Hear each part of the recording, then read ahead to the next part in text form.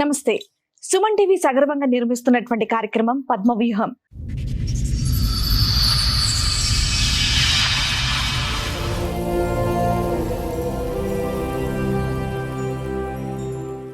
మరి ఈ కార్యక్రమాన్ని సమర్పిస్తున్నారు 6JVR జమలాపురం వారి రత్నాంజలి.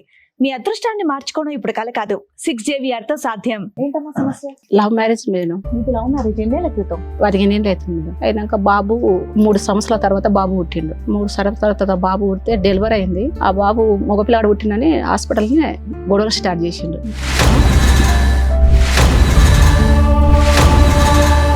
ఆడపిల్ల పుడితే ఇలాంటి గొడవలు అవుతున్నాయని చెప్పేసి విన్నాను. మగ పిల్లాడు పుడితే గొడవలు అయ్యాయా? ఇంకా బాబు పుట్టినాడు లొల్లి చేస్తున్నాడు. లొల్లి చేస్తుంటే ఇంకా మీ ఫ్యామిలీ అట్లా మాది లవ్ మ్యారేజ్, ఆయన గౌడ్స్ మేము గొల్లలో. ఫ్యామిలీ గలీజ్ గలీజ్ మా మాటలు.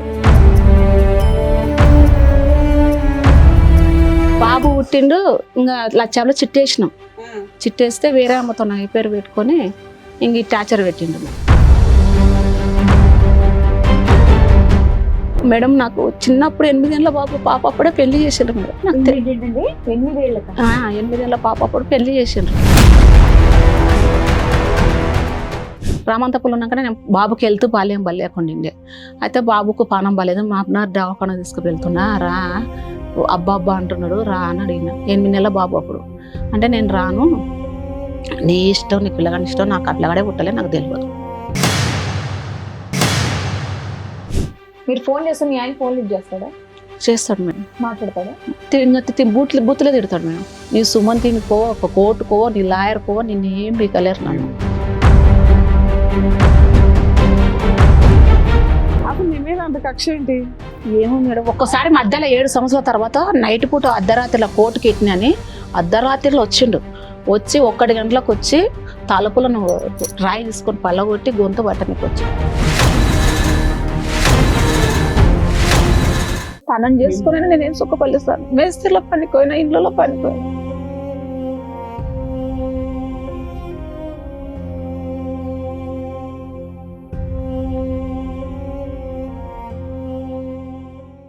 సార్, మేడం స్వప్న గారు ఆవిడ సమస్య చెప్పుకోవడానికి ఇక్కడి వరకు వచ్చారు. ఆవిడ సమస్య ఏంటో అడిగి తెలుసుకుందాం. నమస్తే అండి. నమస్తే మేడం. ఎక్కడి నుంచి వస్తున్నారు? నాది మహబూబ్నగర్ డిస్టిక్, వనపర్తి మండలం.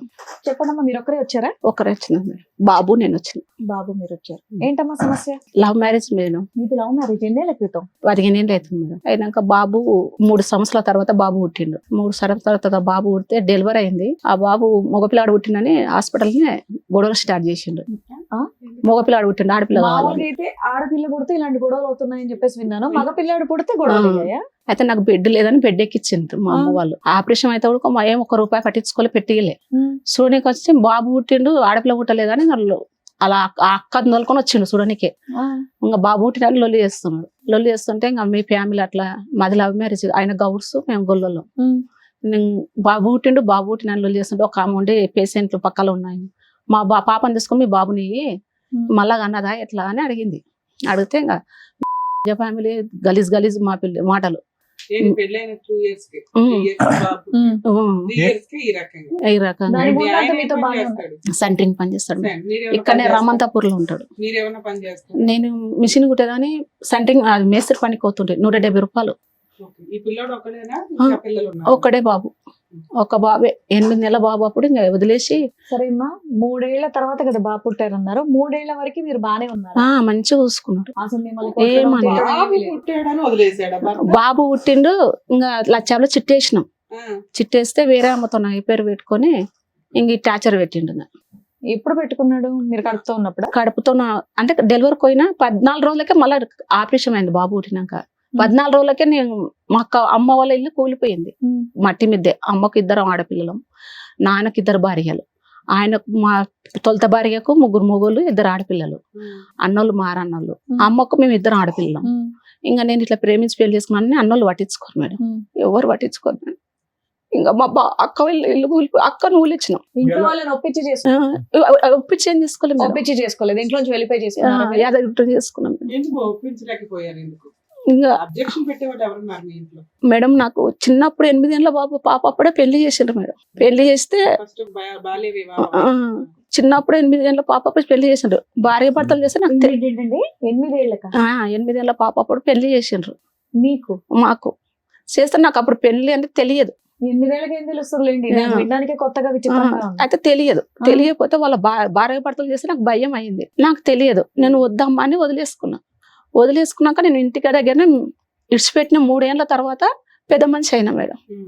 3 ఏళ్ళన్నరకు పెద్ద మనిషి అయినాక మిషన్ నేర్చుకున్నా. అమ్మ దగ్గర ఉండి కూలి పని చేస్తుంటే అప్పుడు ఎంత 25 రూపాయల కూలి. మీకు 8 ఏళ్ల వయసు.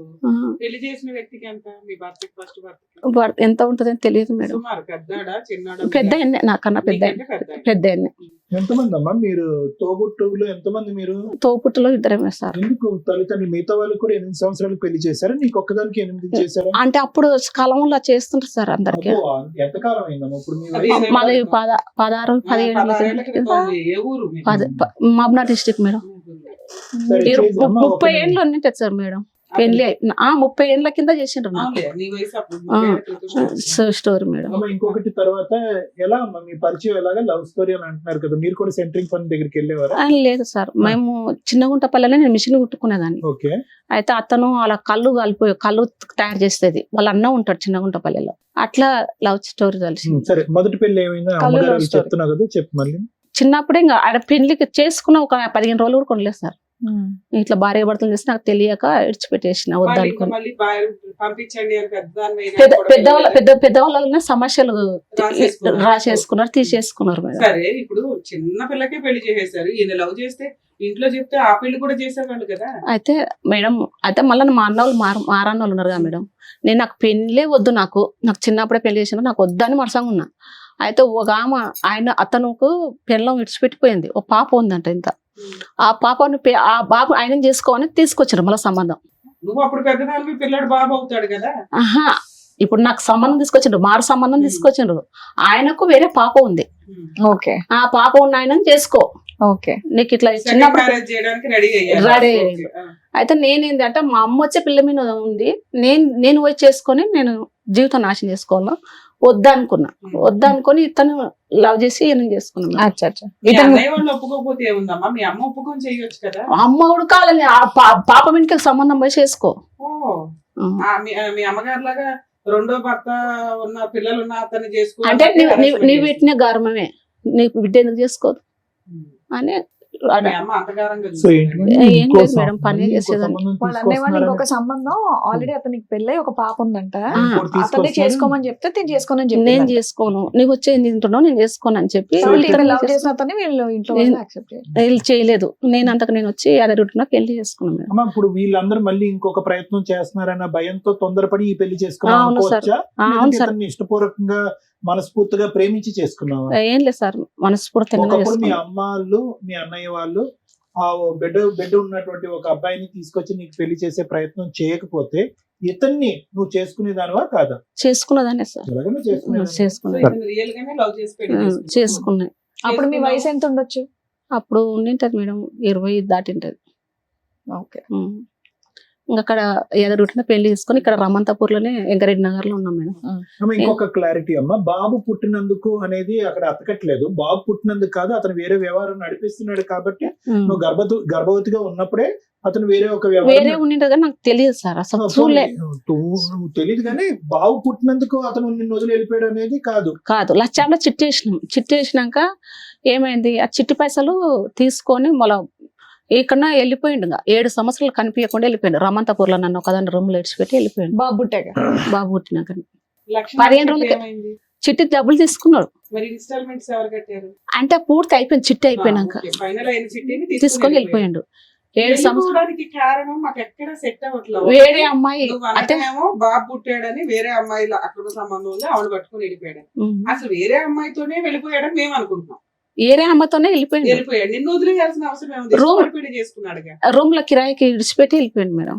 అదే అదే కారణం మిమ్మల్ని ఎందుకు అడుగుతున్నారమ్మా. వదిలేశారు, మిమ్మల్ని వదిలి ఎందుకు వెళ్ళిపోయారు అని నీకు తెలిసినంత వరకు కారణం ఏమై ఉండొచ్చు? బాబు పుట్టడం కాకుండా బాబు పుట్టడం కాకుండా ఇంకేమన్నా కారణం ఉందా అని ఇంకేం ఏం అయితే మా అమ్మ ఉండే అన్నది, ఎందుకే బాబు పుట్టినని అంటున్నావు, బిడ్డ కావాలని ఎందుకు అట్లా ఇష్టపడుతున్నావు. అయితే 14 రోజులకే కానీ నేను ఊరికి వచ్చిన, హైదరాబాద్కి వచ్చేసిన. అయితే వేరే అమ్మతోనే ఫోన్ చేస్తున్నాడు, మాట్లాడుతున్నాడు.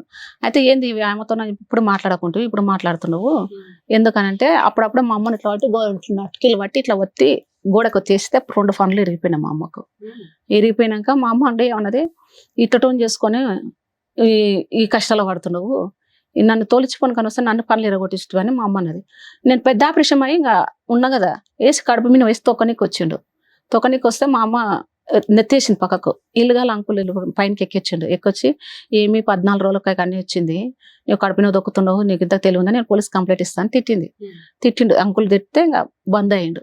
బంద్ అయినాక సామాన్లలో నెత్తేసిండు. నీ వద్దు, నీ పిల్లగాడు వద్దు, నీ వద్దు అని నెత్తేసిండు. సామాన్ తీసి బిసిరి పాటి బయటకి వేస్తే మిషన్ కుడతాం మేడం నేను. ఆ మిషన్ గిట్టి బయటకి వేసిండు. వేస్తే ఇల్లుగాల ఇంట్లో పెట్టి అమ్మల వరకు ఇంకా అది వెళ్ళిపోయినా.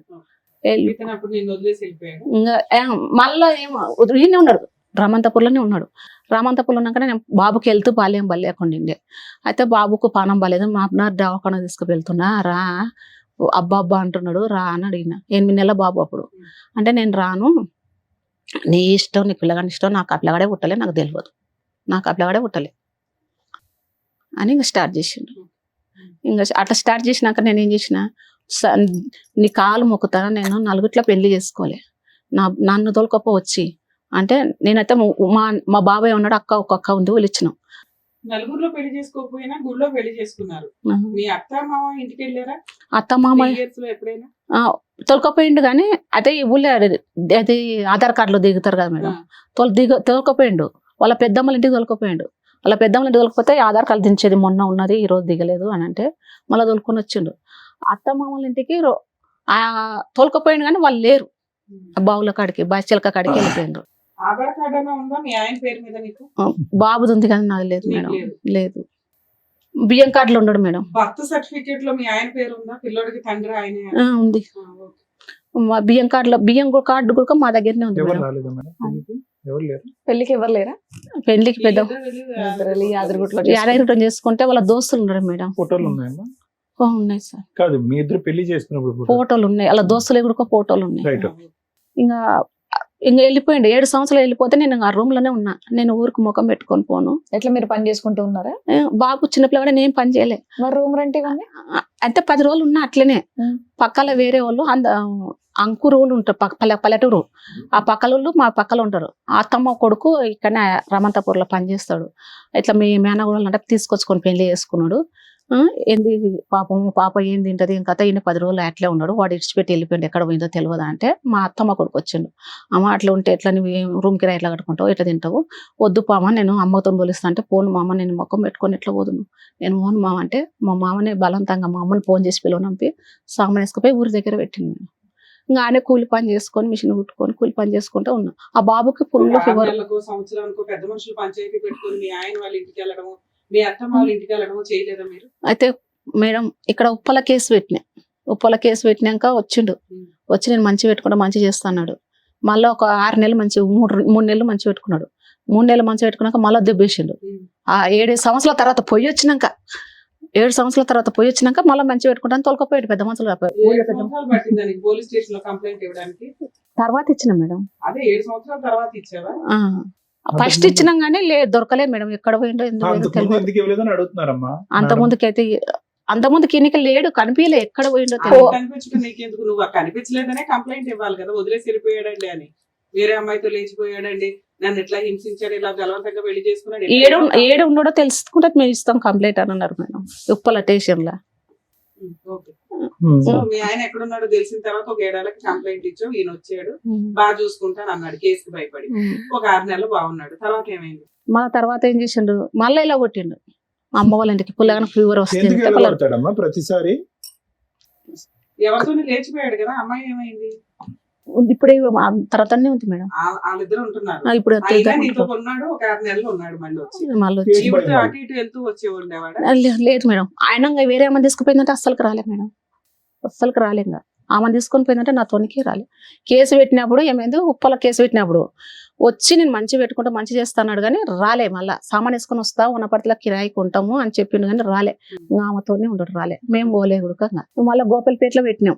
గోపాలపేటలో కేసు పెడితే ఏం చేసిండంటే మంచి పెట్టుకుంటా మంచి చేస్తున్నాడు. మా మామ పేరు మీద ఆస్తులు భూములు అన్నీ ఉన్నాయన్నమాట. అయితే నేను కేసు పెట్టినని చెప్పి పెద్దయిన భాగం పెద్ద ఆయన తీసుకోండి, నడిపైన భాగం నడిపైన తీసుకోండి, ఈయనకు వచ్చిన భాగం దీనికి ఎగుదు ఏ గొల్లలో పిల్లని చేసుకున్నాడో ఆ పిల్లగాడు నాకు కుట్టలే అని చెప్పి ఆ అక్కకు తనకు వచ్చిన భాగం అక్క పేరు మీద ఎంత చేసిండు. భాగం వచ్చింది? 3 ఎకరాల 2 ఎకరాల 5 ఎకరాల 30 కుంటలు ఉంటుంది ఈయన మేడం. భాగం కింద. ఆహా, అందరు కలిసి ఈయన భాగం ఎంత?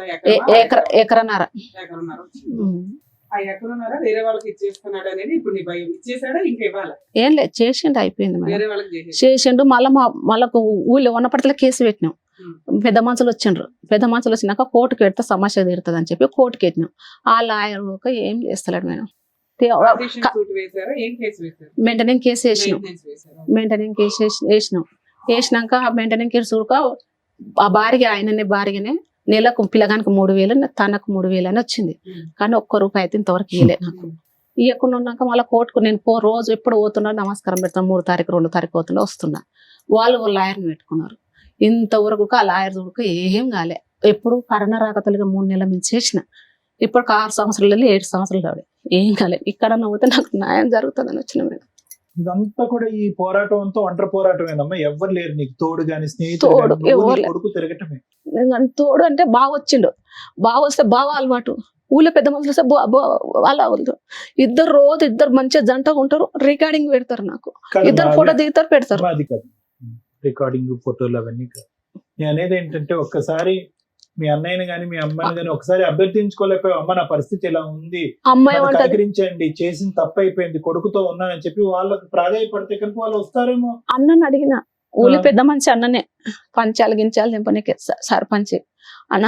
నన్ను అయితే నా పరిస్థితి ఇట్లా ఉంది, నేను తప్పో చెప్పో చేసిన, ఇట్లా రాండి పెద్ద మనుషుల్లో పోలీస్ స్టేషన్ కాడికి వచ్చి మాట్లాడేది అంటే నేను రాను, అవసరం లేదు. ఎందుకు మీరు- పరుగు పోయిందనా వాళ్ళకి? మాకు పరువు పోయింది, మాకు వాళ్ళు అవసరం చేసిన లేదు. పెళ్లికి పరుగు పోదు కానీ ఈ పెళ్లికి అయితే పరుగు. పరువు పోయింది, నాకు అవసరం లేదు. నువ్వు ఊళ్ళోనే ఉండకు, మాకు ఈ కారం అవుతుంది. మీ అమ్మ ఉందమ్మా? బతికే ఉందా? అమ్మ బతికే ఉంది. మీ నాన్న నాన్న లేరు, చనిపోయాడు. చిన్నప్పుడే చనిపోయాడు? నీ పెళ్లికి ముందే చనిపోయాడు? చిన్న మొదటి పెళ్లికి ముందే? చనిపోయాడు. అప్పటి నుంచి నాన్నలేదు. ఏదన్నా నీకు పెద్ద దిక్కు మీ అన్న మీ అమ్మ? అమ్మ అన్నోళ్ళు 3 ఉన్నారు కానీ మారన్నోళ్ళు సార్ పట్టించుకోరు. అక్క ఒక్కతుంది. అక్క నువ్వులు ఇచ్చినావు, ఆమెకు 2 మగ పిల్లలు. వాళ్ళు వస్తే వాళ్ళకు మున్నం పెడతాడు.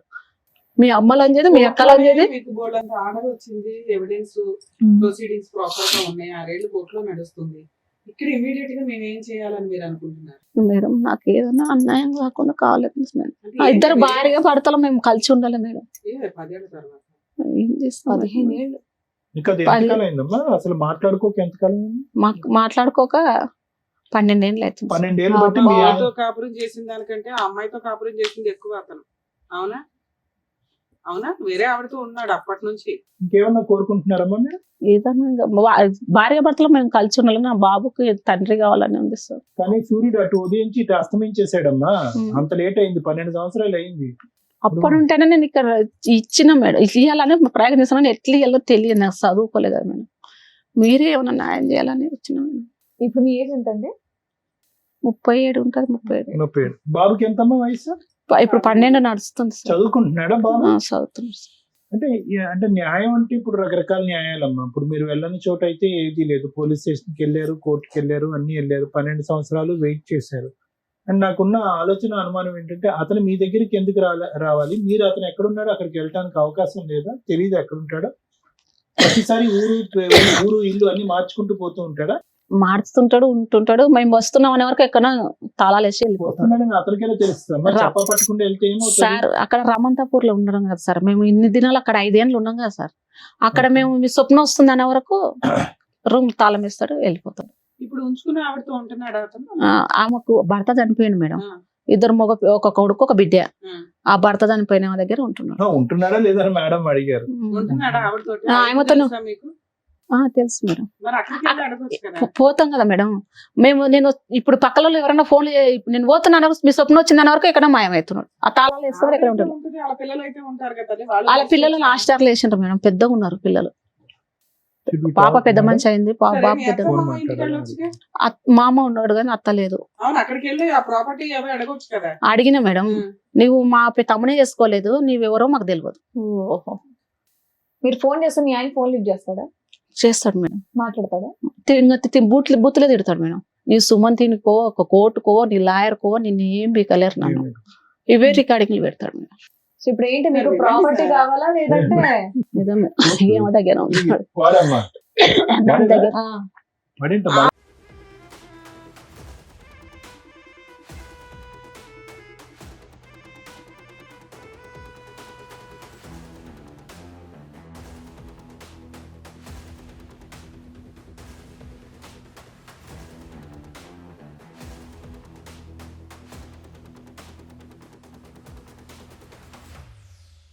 ఇది మీ పెళ్లి ఫోటో అమ్మా, ఆ.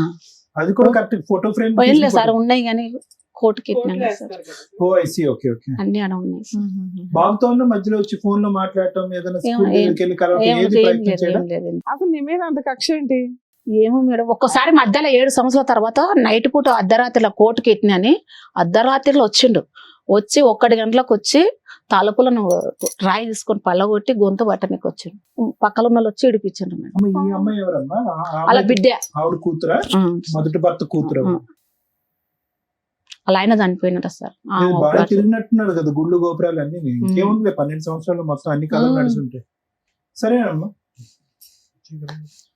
ఇప్పుడు మీ ఆయనతో నువ్వు కలిసి ఉండాలనుకుంటున్నారా మీరు? ఏమన్నా చూడండి మేడం, ఎలా ఎట్లా? అవుతుందమ్మా? అది ఎలా అవుతుంది చెప్పండి? 12 ఏళ్ళు మీరు దూరంగా ఉండి సడన్ గా బాబు ఇక్కడికి వచ్చేసి కన్నా ఏదన్నా నన్ను మా ఆయన్ని న్యాయం కలపండి, మా బాబు తండ్రిని జరిగే ఇవ్వండి, మాటలు ఎలా మాట్లాడండి చెప్పండి? అమ్మా, జరిగేవి ఆవిడ మాట్లాడండి. అడుగుతున్నది న్యాయం.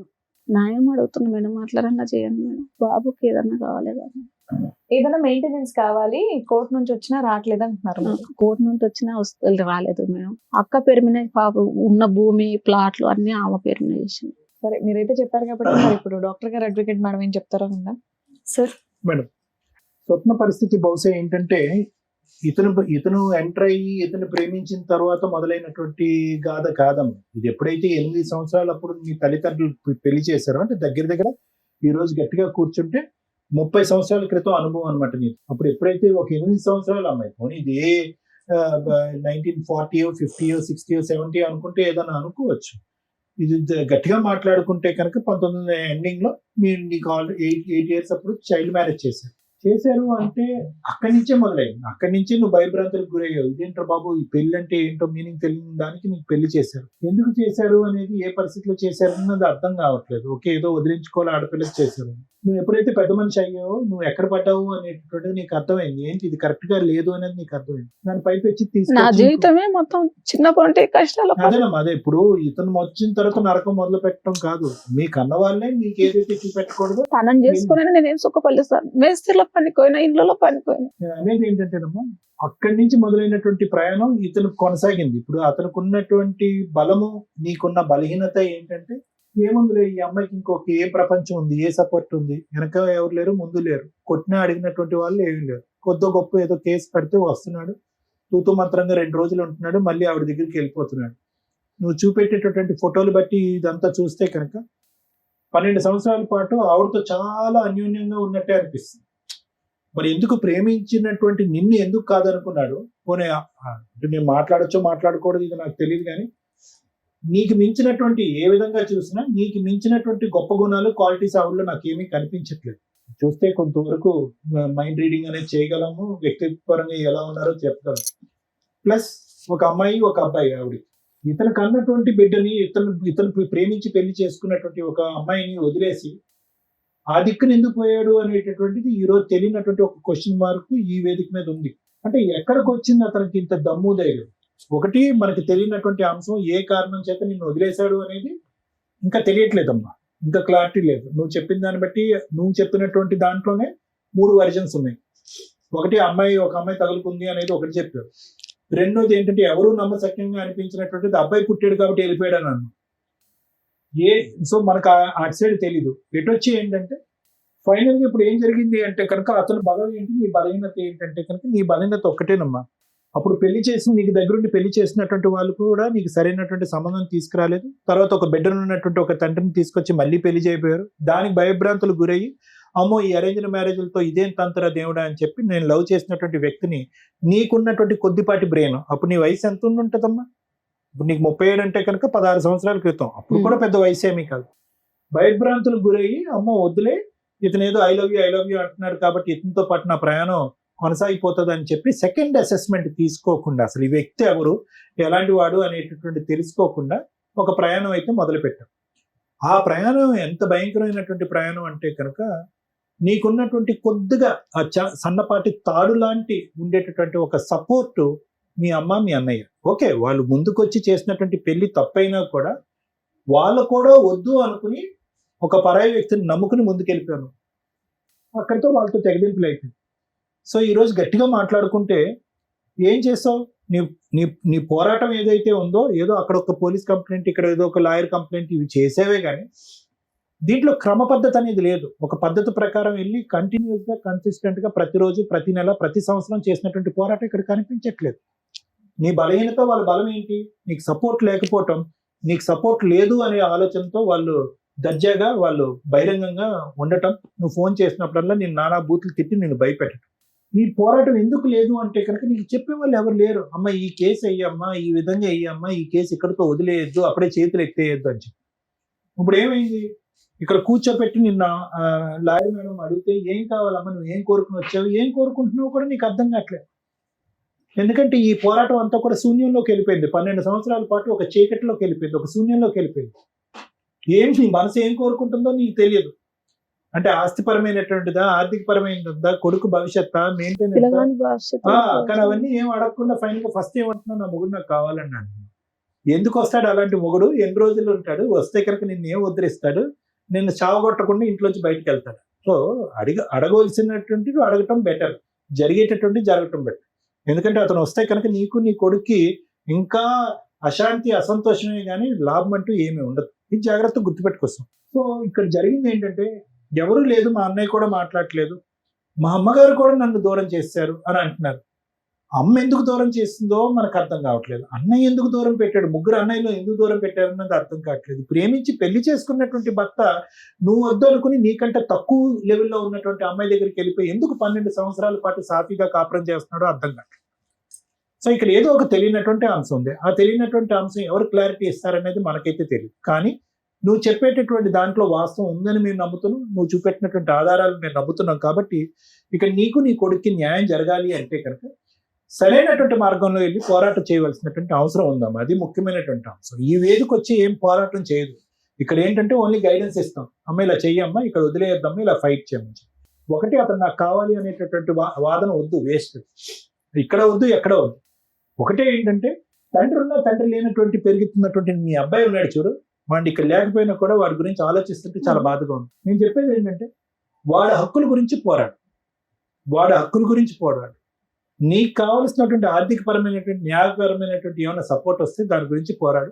ఆ పోరాటం అనేది ఎలా జరగాలి అనేది మేడం చెప్తారు. ఎందుకంటే నీకంటూ మేము ఫోన్ చేసి చెప్పి సపోర్ట్ తీసుకునే వాళ్ళు ఎవరు లేరు. కాబట్టి ఆ విధంగా ముందుకెళ్తే కనుక కొంతవరకు నీకు న్యాయం జరుగుతుంది. Thank you sir. Madam, Suman టీవీకి మనం హ్యాట్స్ ఆఫే చెప్పాలి. ఎందుకంటే 1 స్టెప్ సెంటర్ అని అంటారు. వీళ్ళందరినీ ఇక్కడికి వస్తున్న వాళ్ళని చూస్తుంటే నాకు చాలా షాక్ అవుతుంది. గవర్నమెంట్, జ్యుడిషియరీ సిస్టము కొన్ని లక్షలు, కోట్లు ఖర్చు పెట్టి లీగల్ సెల్ అథారిటీసు, లోక్ అదాలత్లు, ఉమెన్స్ పోలీస్ స్టేషన్స్ ఇన్ని పెడుతున్నారు. అయినా కూడా వాళ్ళు అక్కడికి వెళ్ళటానికి ఒకటి బలగం సరిపోవటం లేదని, ఫ్యామిలీ మెంబర్స్ లేరని, సంవత్సరాల తరబడి కోర్టుల్లో పడుతుందని, ఇమ్మీడియట్ న్యాయం జరగదని సగం మంది వెళ్ళలేకపోతున్నారు. వెళ్ళగలిగే వాళ్ళు త్రూ అడ్వకేట్ ద్వారా వెళ్ళాల్సిన పరిస్థితి వస్తుంది. ఫైనాన్షియల్గా అడ్వకేట్లను పెట్టుకోలేని పరిస్థితులు. ఫ్రీ సర్వీసులు ఉన్నాయి అని మనం గొంతు పెట్టి చెప్పుకోవడమే తప్ప జ్యుడిషియరీ నుంచి అంత ప్రాపర్ ఇది లేదు. ఒకవేళ అది చెప్తున్నా వీళ్ళకి అది తెలియటల్లా. ఆ లాంగ్వేజ్, ఆ ఇది కూడా అలా ఉండడం వల్ల ఓహో ఇది లోక్ అదాలత, ఈ కోర్టులో మేము ఎక్కడికి వెళ్ళాలా అనేది వాళ్ళకి ప్రాపర్ అడ్వర్టైజ్మెంట్ నడవట్లా. ఈ ఛానల్స్ వల్ల ఎలా ఉంది అంటే వీళ్ళకి ఇమ్మీడియట్ గా ఓ పలానా చోట రమ్య గారు ఉన్నారు, సార్ ఉన్నారు, మేడం ఉన్నారు, అక్కడికి వెళ్తే అవతల పిలిపిస్తారు, ఎవిడెన్స్ గ్యాదర్ చేసేస్తారు, వాళ్ళని పిలిపించి ఇక్కడ కూర్చోబెట్టి ఇమ్మీడియట్ గా సెటిల్ చేస్తారు, ప్రాబ్లమ్ సాల్వ్ చేస్తారు అనేది. నిజంగా అలా నమ్ముతున్న వాళ్ళందరికీ థ్యాంక్స్ అండి. మా వంతు ప్రయత్నం మేము 100% చేస్తున్నాం. కానీ అన్ని సందర్భాల్లోనూ అన్ని ఇలా మా చేతుల్లో అయిపోవు. కోర్టులోనే 5-6 years పడుతున్న కేసులు. ఇన్ కేసు ఈవిడ మమ్మల్ని నమ్ముకొని వచ్చింది. వాళ్ళ హస్బెండ్కి ఫోన్ చేస్తే ఆయన రాలా. ఇన్ కేసు ఆయన వస్తే మేము ఆయనకి కౌన్సిలింగ్ ఇవ్వడం, కోర్టులో ఇంకొంతకాలం తిరగకుండా ఆపగలిగేవాళ్ళం. తల్లి మీరు అడిగింది ఏదైతే ఉందో అది 100% మేము ఈ స్టేజ్ మీద చేయగలిగేవాళ్ళం. కానీ మీ హస్బెండ్ ఫోన్ తీసుకొని రెస్పాండ్ అవ్వాల. మేము కోర్టులోనే చూసుకుంటామని మాట్లాడిన వ్యక్తి ఎందుకు కోర్టులోనే చూసుకుంటాను అన్నాడంటే, కోర్టులో 6 years నుంచి కేసు పెండింగ్ ఉంది. ఒక మెయింటెనెన్స్ కేసు మీరు ఏదైతే వేశారో, మీరు నన్ను 2 అడిగారు. మేడం నాకు భర్త, పిల్లాడికి తండ్రి కావాలి, 2 న్యాయం కావాలి అని. న్యాయం ఏంటనేది తర్వాత మాట్లాడతా. ఫస్ట్ మాట ఏంటి? భర్త కావాలి. ఈ కేసులో భర్తని ఇవ్వడం కుదురుతుందా? మీకే తెలుసు, మీ మనస్సాక్షికి. ఏదో పరువు పోకూడదు, అడగకపోతే బాగుండదని అడిగినట్టే ఉంది తప్ప రియల్గా అది కరెక్ట్ కాదు. ఎందుకంటే 3 years మ్యారిటల్ రిలేషన్లో 12 years వేరే ఆవిడ దగ్గర ఉన్నాడు. ఎవరికో పుట్టిన పిల్లల్ని బాగా చూసుకుంటున్నాడు. సొంత కొడుకుని చూడట్లా. అంటే మీ మధ్య ఇన్నర్ గా ఏది ఉందో ఆ పాయింట్ మాకు క్యాచ్ అవ్వాలి. మీరు చెప్పిన రీజన్ మగపిల్లడు పుట్టాడు కాబట్టి వదిలేసామని భూప్రపంచంలో ఏ మగాడు ఏ కుటుంబం అన్నారు. ఆడపిల్ల పుట్టిందని వదిలేసే బ్యాచ్లు విన్నాము. సరే వరసగా మగపిల్లలు పుడుతుంటే అబ్బా మగపిల్లలేనా అని అంటారే తప్ప మగపిల్లడు పుట్టాడు కాబట్టి ఈ అమ్మాయి నాకు వద్దు అనే సీన్ ఉండదు. మేడం రికార్డింగ్ మరి అది వంక వినండి, అది కరెక్ట్ కాదు. మిమ్మల్ని వదిలేయడానికి ఇంకేవో రీజన్స్ ఉన్నాయి, అది మీ ఆయనతో మాట్లాడితే తెలుస్తుంది. కానీ మీరు వినిపించిన ఆ రికార్డులు ఆ బూతులు విని చెవులు పగిలిపోయాడు డడ్డ అని. అయ్యో బాబా మా వల్ల కదా, అసలు మేము వింటే కూడా మా ఆడియన్స్ యాక్సెప్ట్ చేయరు. మీరే ఇంత పర్ఫెక్ట్ ఉంటారు, ఆ బూతులు మీరు వినటం అవసరమా? సో కాబట్టి అందుకని మేము వెళ్ళలేదమ్మా. ఆయనతో మాట్లాడాలి అన్నా కూడా ఏ బూతులు పంచాయతీ మాట్లాడతాడో మా గుడ్ విల్ డ్యామేజ్ చేసుకున్నట్టు లెక్క. నీ పవర్ ఏంటో నీకు తెలియజేస్తా, నీ హక్కులు ఏంటో నీకు తెలియజేస్తా. ఎందుకంటే మీకు కొంచెం బూస్టప్ కావాలి, మీకు ధైర్యం కావాలి. మిమ్మల్ని వదిలేయడానికి రీజన్ మాకు దొరకలా, కానీ వదిలేశాక ఆయన మాట్లాడిన బూతులు, మిమ్మల్ని తిడుతున్న విధానం, మిమ్మల్ని ఎంత నీచంగా మాట్లాడుతున్నాడంటే అవి ఎక్కువగా ఉన్నాయి. అప్పుడు అవి ఎంటర్టైన్ చేయకూడదు. మీరు ఎందుకు వినాలి ఆ బూతులు? ఆయన సక్సెస్ అవుతున్నాడు కదా అమ్మ. రికార్డింగే నీ ఫోన్కి ఎందుకు రావాలి? బ్లాక్ చేయడం నీకు తెలియదా? ఎందుకు వినాలా? ఎందుకంటే ఆయన మీద నువ్వు వేసిన కేసులు రెండే. ఒకటి పోలీస్ స్టేషన్ కంప్లైంట్ ఇచ్చావు, అది నడుస్తుంది, నీకు అది ఫ్రీ సర్వీస్. సగం వరకు పోలీసులు ఉంటారు, మిగతా సగం పబ్లిక్ ప్రాసిక్యూటర్ ఉంటారు. నువ్వు ఒక అడ్వకేట్ ని పెట్టుకుని వేసిన case maintenance case. DVC case వేసావా? గృహహింస చట్టం 3 కేసులు వేసావు. మెయింటెనెన్స్ కేసు వేసిన భూమి గురించి పిల్లగానికి మా తాతల ఆస్తి కావాలని అసలు యాక్చువల్ గా డొమెస్టిక్ వైలెన్స్ కేసు ఏదైతే ఉందో ఆ డివిసి కేసులోనే ఇవన్నీ కలిపి వేసుకోవచ్చు. కోర్టు చుట్టూ తిరిగి ఆస్తికి వస్తుంది. అసలు వాళ్ళకు డబ్బులు ఉన్నాయి, మాకు డబ్బులు లేవు మేడం. వాళ్ళకి లంచాలు ఇయనికే తిరిగి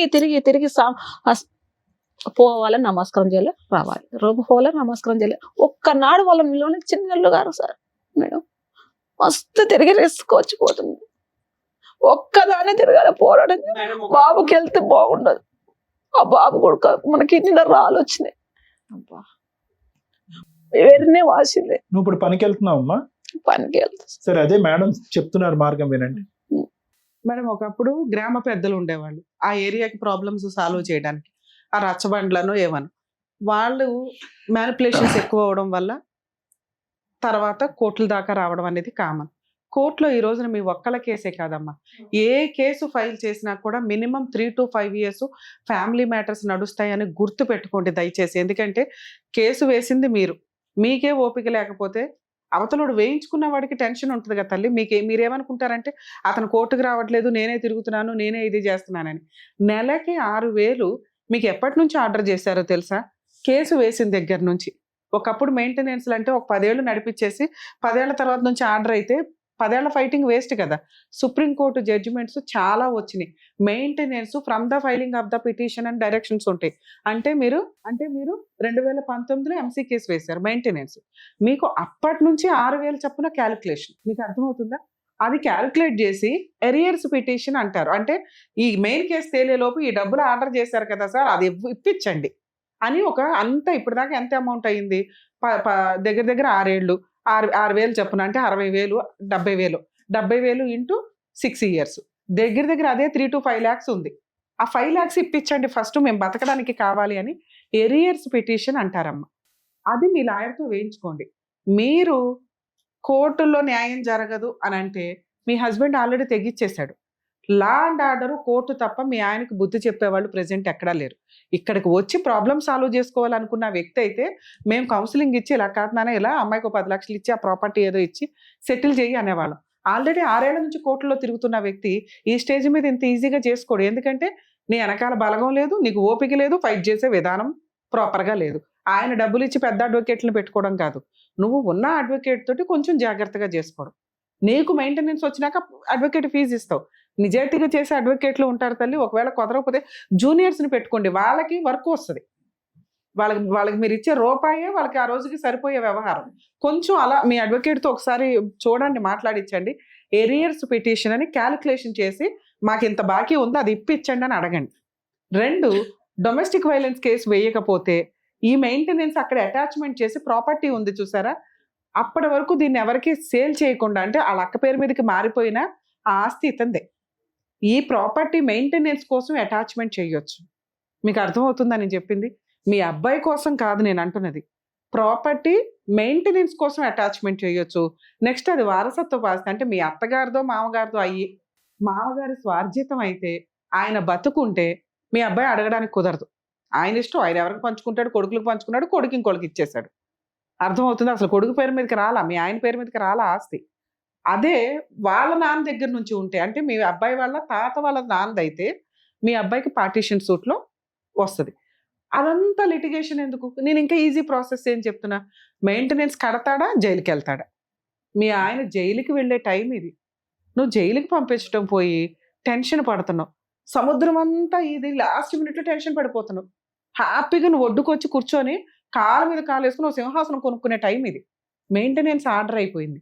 దాన్ని వసూలు చేసుకుంటావా, జైలుకి పంపిస్తావా? నువ్వు ఎప్పుడైతే ఎరియర్స్ పిటిషన్ వేస్తావో బాకీ వసూలు చేయడానికి, ఆటోమేటిక్గా మీ హస్బెండ్ సెటిల్మెంట్కి వస్తాడు. వచ్చినంత తీసుకొని సెటిల్ చేసుకోండి. ఎందుకంటే 12 ఏళ్ల సపరేషన్లో నాకు అది కావాలి, షేర్ కావాలి, ఎంత కావాలంటే వర్కౌట్ అవ్వదు. నువ్వు ఇంకో 10 ఏళ్ళు నడిచినా వాడు బుల్లెట్కి కూడా దొరకడు. జైలుకి వెళ్ళి కూర్చుంటానంటే మనకి ఎక్కడి నుంచి వస్తాయి డబ్బులు? రీజనబుల్ సెటిల్మెంట్కి కూర్చోండి. 100% ఇది వర్కౌట్ అవుతుంది. నీకు మెయింటెనెన్స్ ఆర్డర్ అయింది, ఆ డబ్బులు తేలే వరకు ప్రాపర్టీ అటాచ్మెంట్ పెట్టండి.